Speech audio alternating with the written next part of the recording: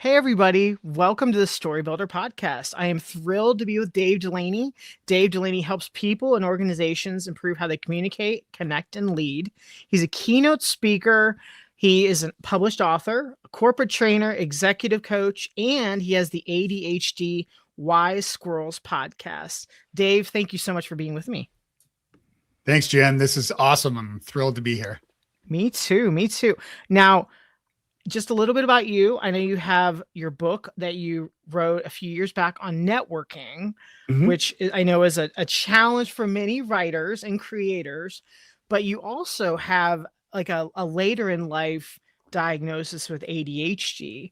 And why don't we just a little bit about you? And I know how you discovered you had ADHD. Can you tell your story? Yeah. I wrote my book. My book, New Business Networking, came as a result of my networking at a conference, because I talk about in the book and in my keynote presentations and training on networking, I talk about the importance of talking to strangers, with the caveat, unless you're my kids. But they're now adults, so I guess they also have to talk to strangers at this point.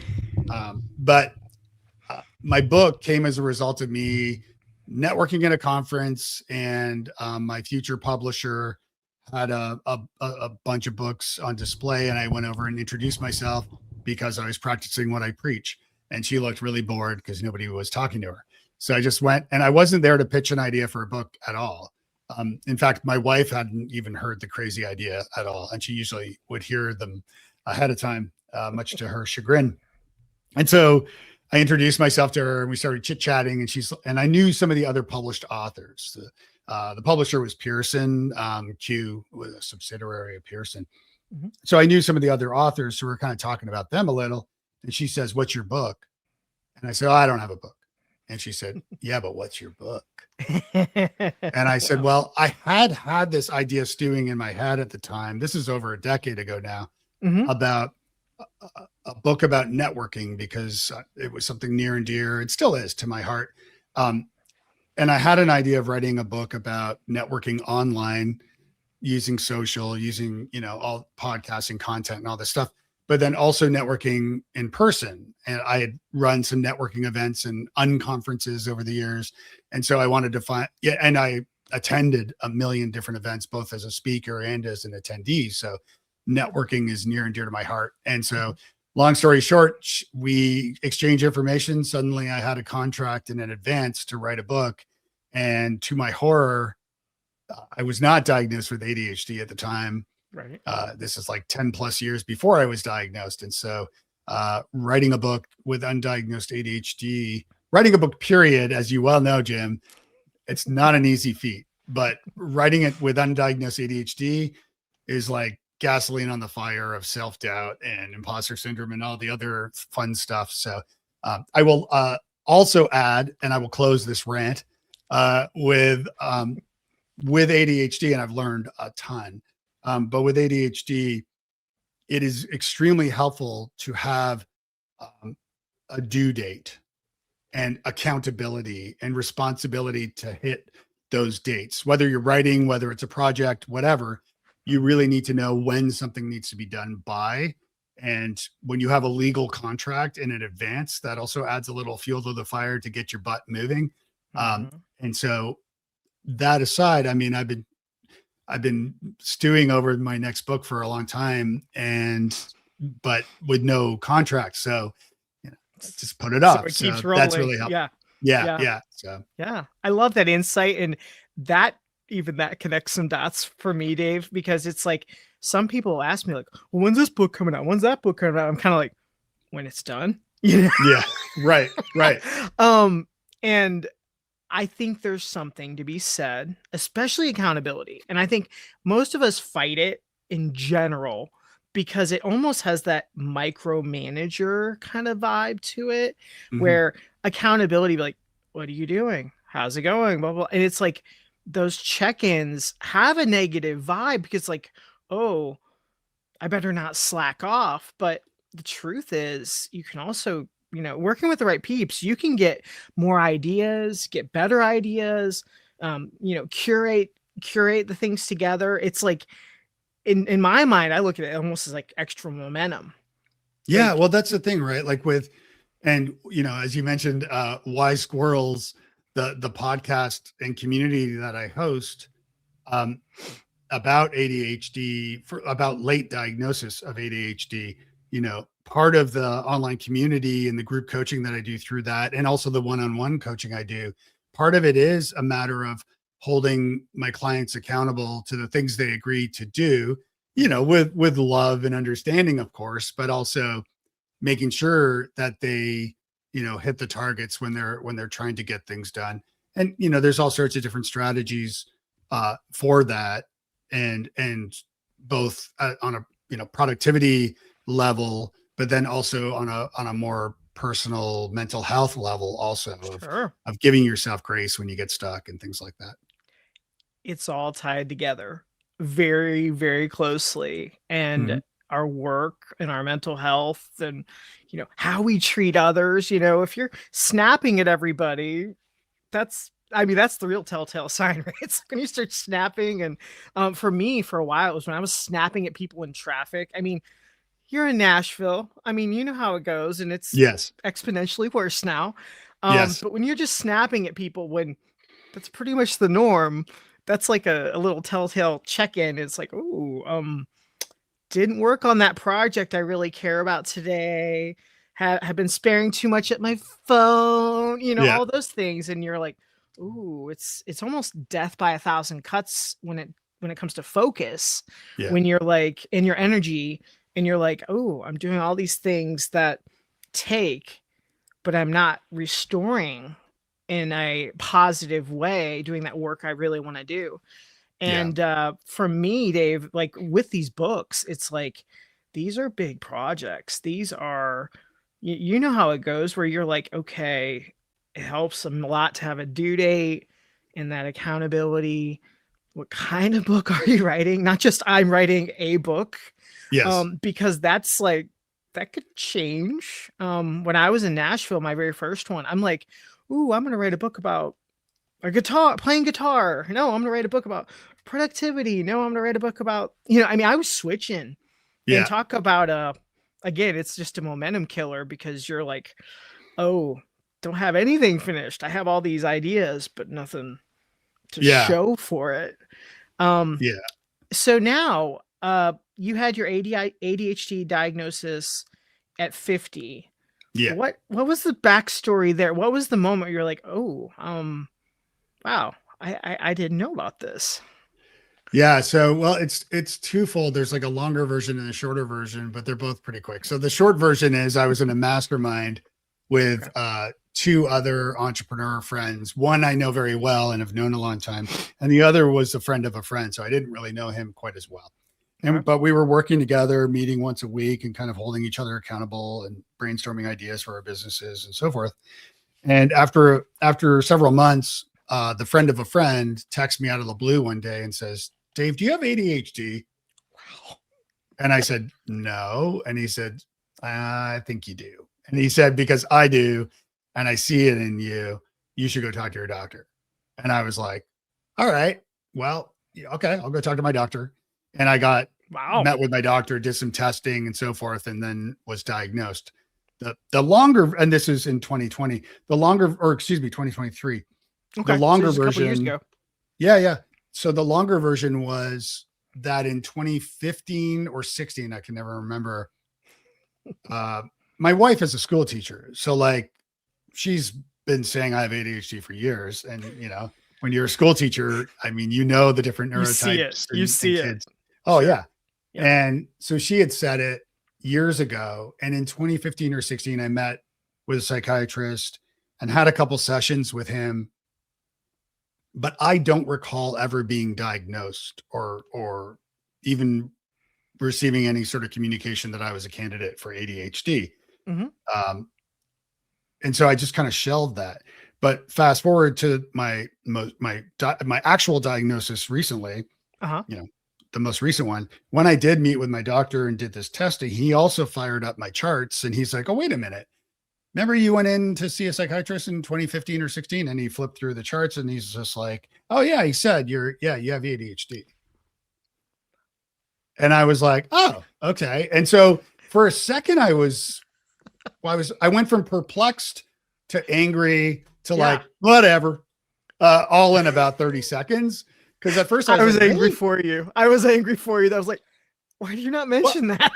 Well, the way I looked at it was, I mean, I could have really fought to find out what exactly happened. So it's either the psychiatrist didn't communicate with my GP, with my doctor, my Right. doctor didn't communicate it to me, Mhm. or the psychiatrist might have said it to me and it went in one ear and out the other, and I just ignored it, which I don't think I did. But my wife was like, maybe you did that. Possible. And so at the maybe. end of the day, trying to lay blame on this lack of communication, Pointless. in 50 years of not knowing I had ADHD, what's another 2 or 3 years? It's kind of my Fair. conclusion, right? Like I've already lived over half my life with undiagnosed ADHD. So it's like, okay, you know, Makes it's sense. no big deal, but now it's time to actually get it treated and learn more about it, which led me to create the podcast ADHD Wise Squirrels, which is specifically for late diagnosed adults with ADHD like myself. And the whole idea of it, you know, first of all, wise is because of the wisdom that we've accrued through lives unknowingly, Sure. developing what, you know, terms I'd never heard before, like coping mechanisms and masking. Oh, boy. I know all these things. And self-medicating Sure. in order to like take care of myself without realizing my operating system, as I like to call it. And Makes sense. so there's like that piece of it. So really it's the wisdom we accrue through our lives. I mean, if we're still alive, then we've had successes. You know, and even if we're dead, hopefully we've had some nice successes, but who cares at that point? Because, you know, whatever, you're dead. So, and who knows what happens after that, if anything. Fair. So the point there is that, it's a good time to like celebrate, these wins, these successes, despite your neurotype without knowing that. So that's kind of the wisdom. And that's why I call it wise. And then squirrels, because squirrel. Sure. So yeah. Now, if this is an unfair question, I'll try to reword it, or if it doesn't make sense, I'll be glad to clarify as much as possible. But over the last, you know, essentially since 06, with iPhones being more popular and smartphones. I mean, yes, we all had our Blackberries and things roughly a little bit before then, but since 06, it became having, you know, the world potentially in your hand and in your pocket. Yeah. What for you has the relationship been like with all the social media and all the, you know, instant access and all that? Like, has that essentially made you like, wow, yeah, my ADHD essentially, now looking back, because you have a 3-year time span now of, well, you're like, okay, I have this ADHD diagnosis.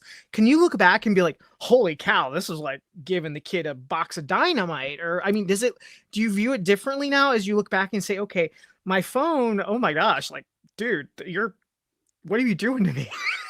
Yeah, no, yeah, absolutely. Yeah. Because like I always say, like, I'm a recovering marketer, right? Like I've worked in digital marketing for a lot of my career, and traditional marketing too. Okay. And, you know, like you, like I was an early adopter in a lot of social media and Twitter, you know, Twitter, back in the Twitter. Yeah. I started in the in good Twitter days. February 07. I started podcasting over 20 years ago. I started podcasting 05.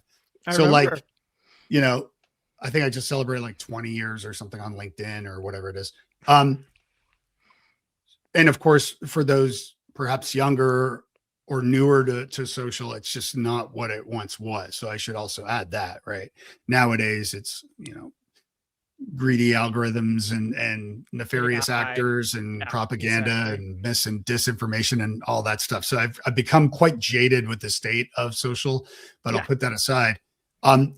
Yes. So your phones, I mean, if you see like, if you follow Jonathan Hyatt's work with the anxious generation, or Tristan Harris's, like the Center for Humane Tech, I'm well aware, and I've been a practitioner and a studier of the media since the very early days. I've worked in television and radio in Canada before moving south to Nashville. And so I've always been, I should also add too that, dating myself here if I haven't already, but like running a BBS on my Commodore 64 in the 80s. Oh man, Commodore 64. Yeah. So I say all that because my friends would come over and they'd want to play video games. I'd say, no, let's get the modem out. I want to show you what I can do by Dial-up, baby. calling another computer and chatting with the sysop and stuff like that. And so I've always been a big proponent of technology, but as a means to grow relationships and genuinely do that. And so, in the early days of like Twitter, for example, you would meet people on Twitter, and then you would go to a meetup or a tweet up or a geek breakfast that I used to host. Yeah. And you would meet, yeah, you would meet the geeks that you knew on Twitter in person, and that would keep you, and then you could stay in touch via Twitter between events. Right.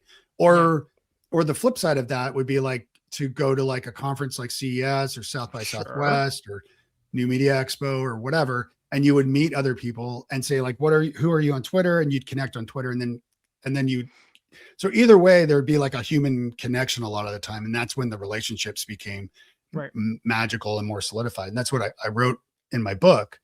But these devices are designed to be addictive. And I should have also added that I am not a doctor, and nor do I pretend I'm one on the internet like some people do. They are designed to be addictive. That's not really a point for debate. Yeah.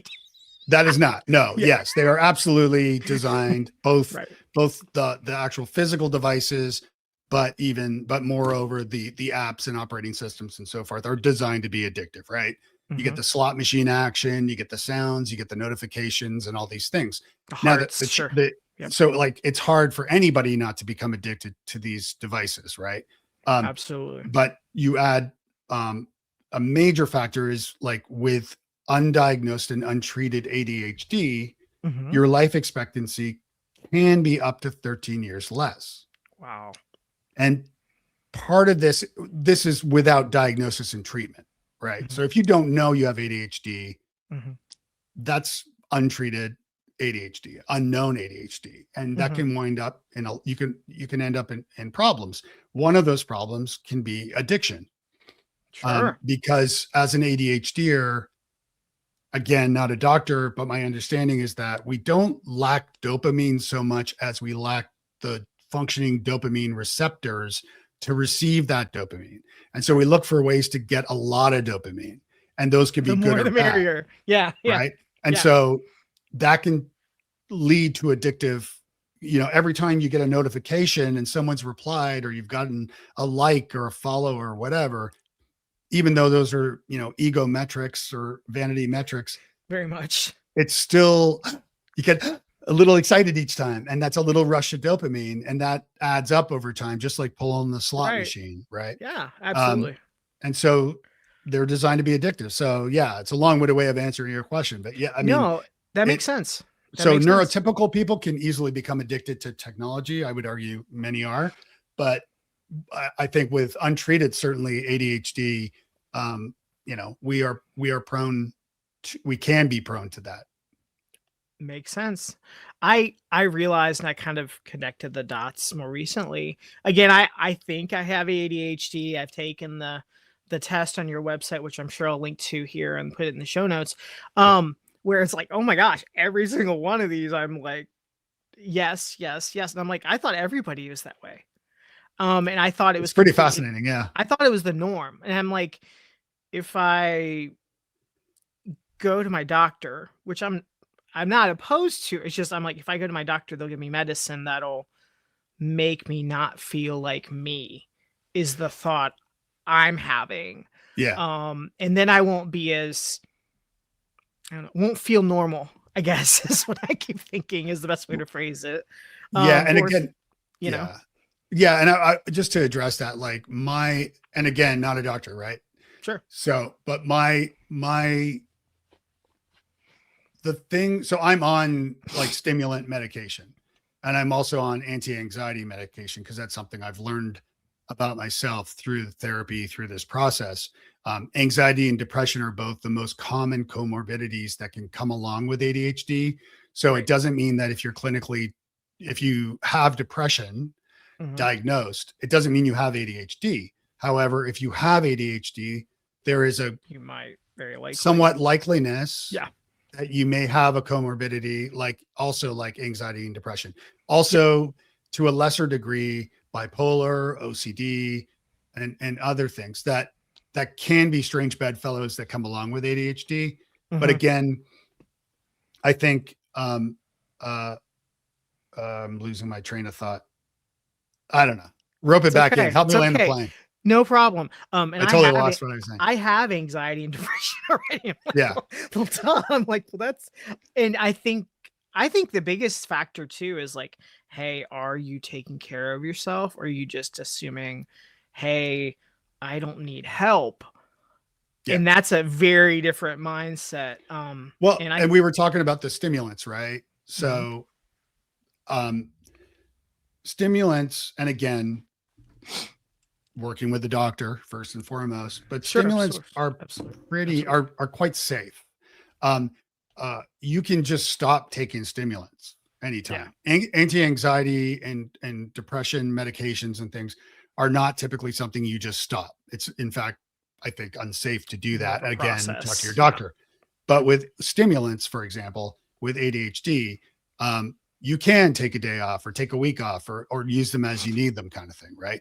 They're pretty non-addictive everybody can become addicted to things, but they're pretty non-addictive.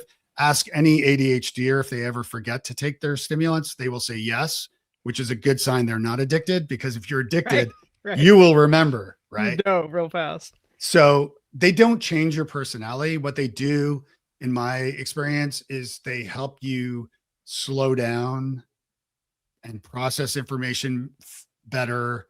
And there is, and again, I'm not a doctor, but stimulants can play a part in anxiety and depression treatment, or addiction treatment, or and the reason why, so that, getting back to that statistic from Dr. Russell Barkley, and you can go to wisesquirrels.com/life if you want to see. He's Ask Any Person. Russell Barkley, sort of like one of the granddaddies of ADHD research. And so he's very reputable. But with that 13-year statistic that he said, part of that is because if you treat the anxiety or depression and the root cause is undiagnosed and untreated ADHD, then you're not necessarily going to, air quotes, cure or properly treat the anxiety and depression, which then means that, God forbid, you end up, not you or anyone, but God willing, they don't, but like you could end up killing yourself because of the depression, and without having known the ADHD was in the background, right? Same can be said for addictions too. Like you could be an alcoholic, and if you're an alcoholic with ADHD, I don't consider myself an alcoholic. I'm 6 years sober. I remember when you posted that you quit drinking. That I do remember that. It was. I mean, I used to drink 2020, right? Yeah. That's when I quit. Yeah, I used to drink like a fish in my 20s and 30s. Certainly, even teen years, I would drink a lot. So back then, but part of like with ADHD, and again, it's different for different people, but you can be excessive, right? So you can talk too much clearly. You can drink one too many beers, or two or three too many beers, or smoke too many cigarettes, or eat too many French fries. Yeah, food, sure. Yeah. And so anyway, so it's kind of a long ramble, but I do encourage people. One key thing is, before you go to your doctor about a diagnosis, if you think you have ADHD, is to ask your doctor before you even mention it. Just say, like, what are your thoughts about ADHD? Oh, feel the water before you go deeper. Because there are bad doctors too. There's a spectrum on not everywhere opinions there, probably. Yeah. Well, I mean, if you're a reputable, good doctor, then there's no question. You shouldn't be questioned. But if your doctor, and there are quacks out there, if your doctor says, nah, it doesn't really exist, Right. Yeah, I've heard that. or It's like whatever it's cured when you're an adult, or it's only a naughty boy thing, it's not for girls. All of that Yeah, is I've heard BS. that one. I've heard that one directly with my own family, pretty Yeah, much. and so the traditionally, ADHD has always been thought of as this naughty boy thing, the Bart Simpson, right? And that presentation of ADHD is the hyperactive impulsive type, or presentation, I should say. Sure. Or there's another one which is the predominantly inattentive, which tends to be more girls, not always. Right. And so that's the girl playing with her hair, daydreaming in school, Sure. not disrupting the class, so not Right. really a problem to the teacher or the classmates. So they were sort of ignored. And then there's also the combined presentation, which is a sort of a mix of the two. Both. Yeah. But I say that because women typically are diagnosed now 5 years later than men. I believe Because that you're not hyper, right? right, yeah. So, and also they were just missed growing up. Mhm. And typically the way women are diagnosed now is because they take their child to get tested for ADHD. The child tests positive.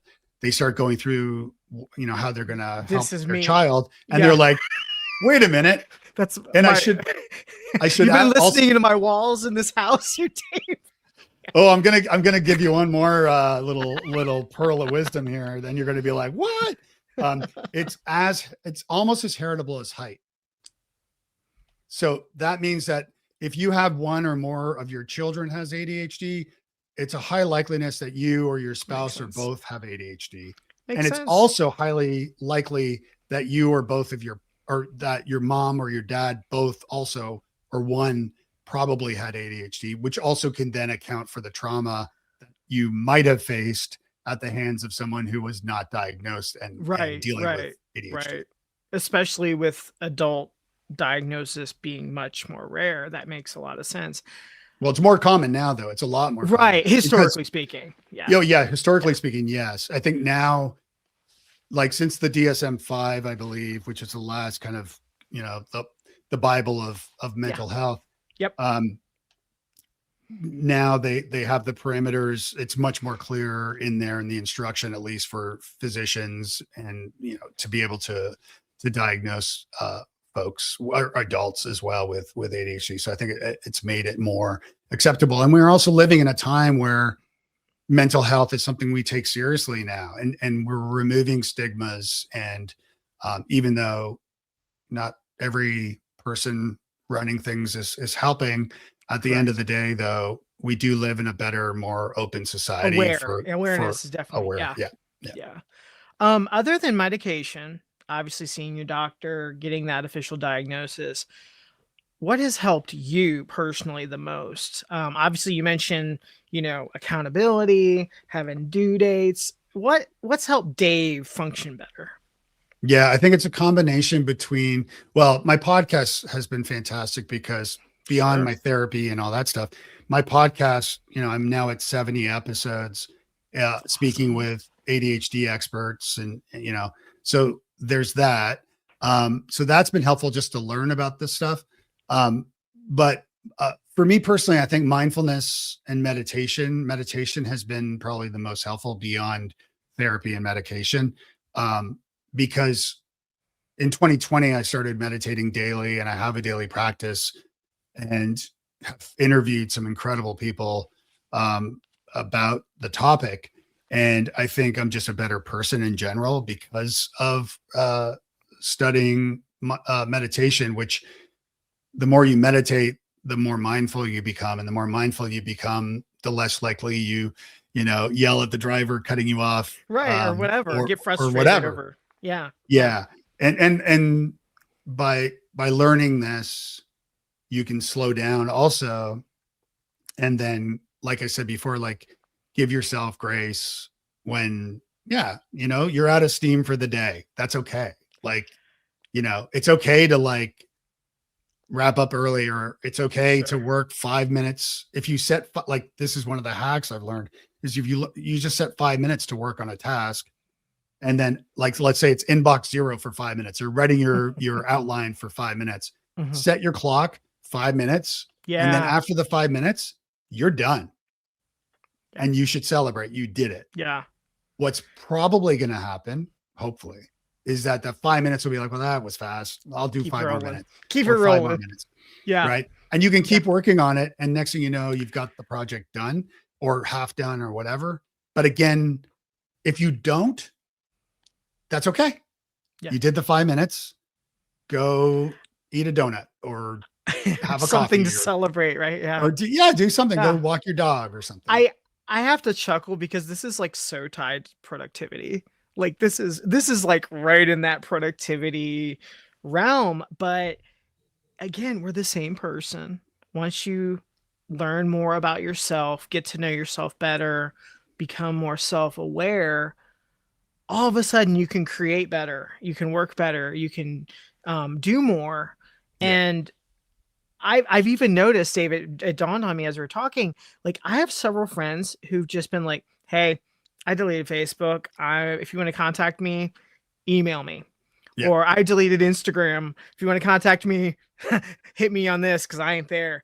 And it's like, I've noticed the pattern emerging and I'm kind of like, we can't be everywhere all the time. And it's like inbox fatigue. Not to mention notification fatigue. That's already a whole other deal. I'm talking inbox fatigue where it's like, oh, which place? And it's like, I can even feel too, the energy draining when you're like not sure where you're going. And you're like, somebody wants my attention. Somebody's going to like me or give me some validation or something. And a thumbs up or whatever. And it's like, this is unhealthy behavior. Like, am I addicted to the validation, praise cycle kind of thing when you're like, why am I really going to check that app? Because the truth is, I don't need like useless drama in my life. And that's what happens a lot. It's like, I'll just get sucked into the news of the day and I'm like, then I'm doom scrolling. That's not good. No, it's not. That's good. Just no. Yeah. Yeah. Well, I mean, first of all, I have a theory that not any, but even the ones I know, some at least, like any sort of productivity expert is probably an ADHD or whether they know or not. Buy that.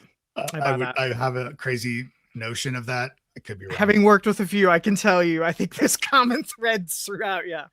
Well, because what happens, we become experts in things. And this is part of the reason why I love coaching so much and helping my clients.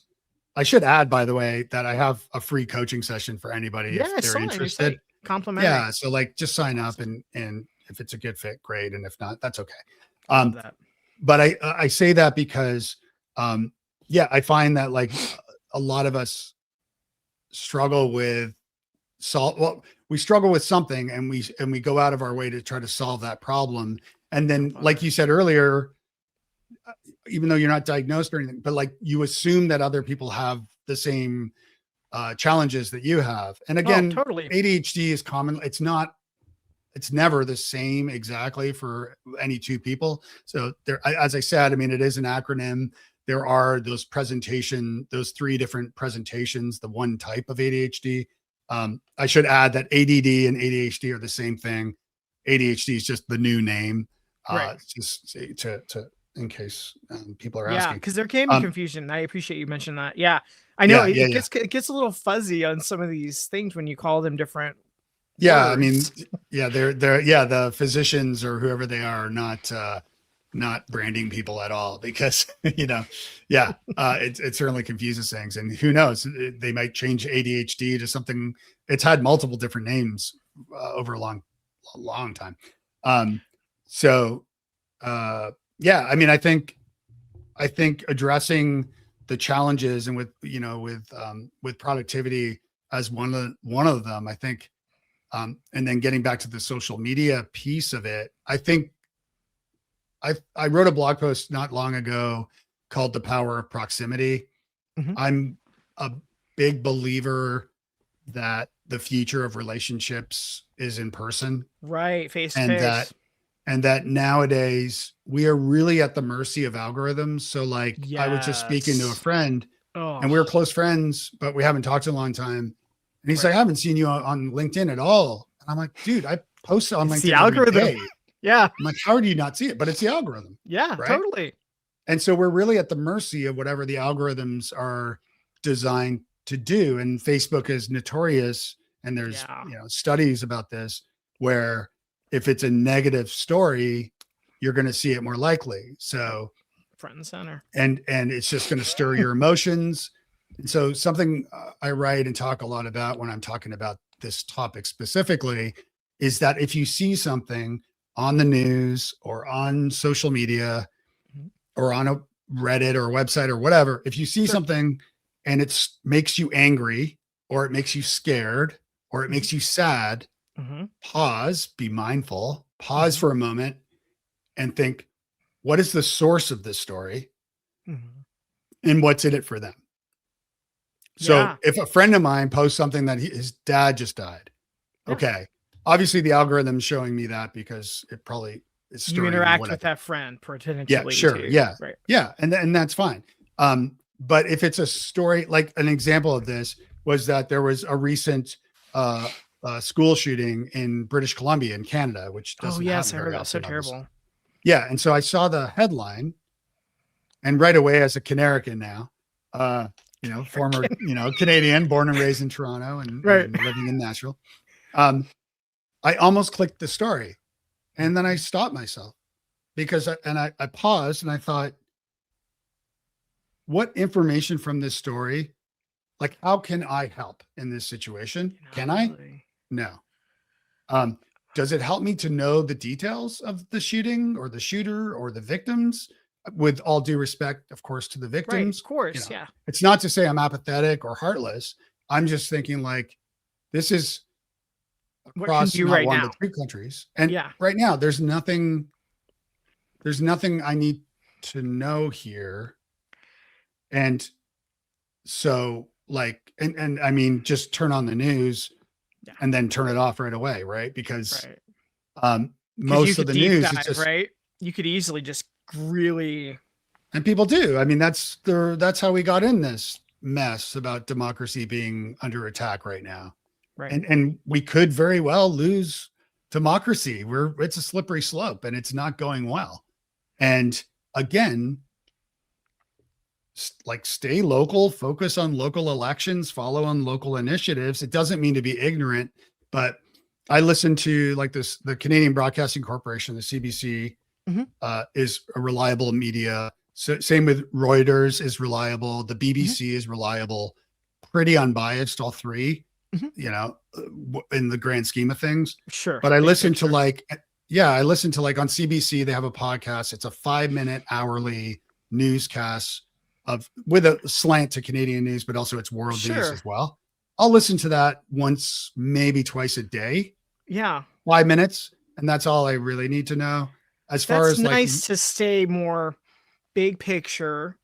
Yeah. A little as neutral as possible today. Right. Yeah, that's great. Then you're not protest, like do the stuff you need to do for your community. But again, if there's nothing you can do about that story, for example, then understand that. And like, I feel like,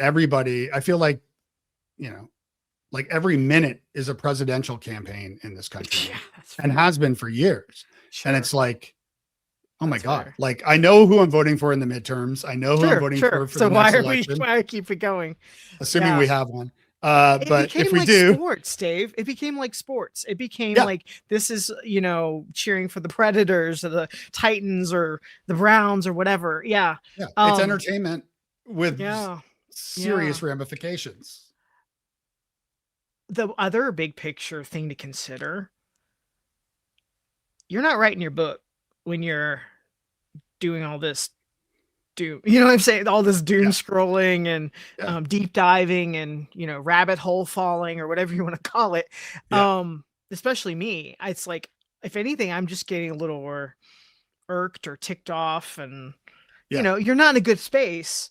And then on top of it, you didn't do the work you were wanting to do. So it's like irritation, it just kind of piles up then. And it's like, well, no wonder you're angry or mad or not very Yeah. happy. So it Right. makes sense. It's like, one thing my wife has been doing, she bought one of these little bricks, they're called. It's like a little square where you tap your phone on it and it literally silences like all certain apps Oh, until that's you great. tap your phone on it again. And she's like, you should set yours up to do that. So you can tap it on the refrigerator and then all of a sudden you're not, on all these apps in the living room. And I'm like, Yeah.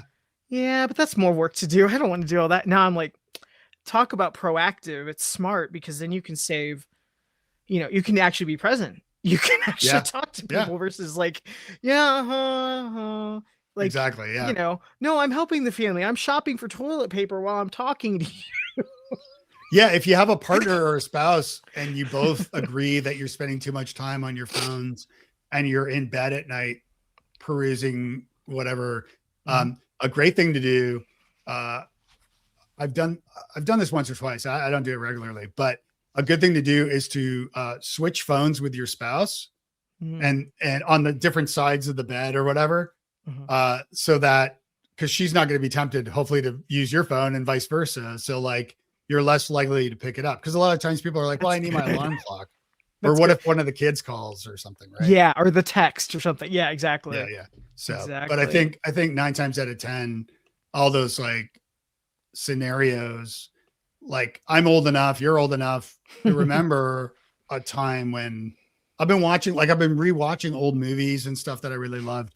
Mhm. And more I realized like none of these stories this movie couldn't exist from the 80s, like for example, because the plot line depends on all these things that had I had a phone, Right. all the problems would have been solved. Right. Right.